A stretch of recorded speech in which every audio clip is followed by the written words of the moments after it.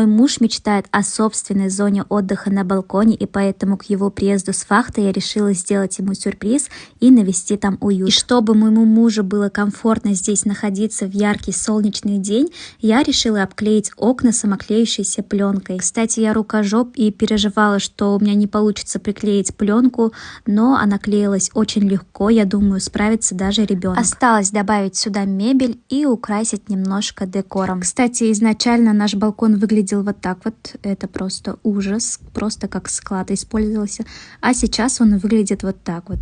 Как думаете, мне удалось создать здесь уют? Я думаю, мужу понравится. А вам как?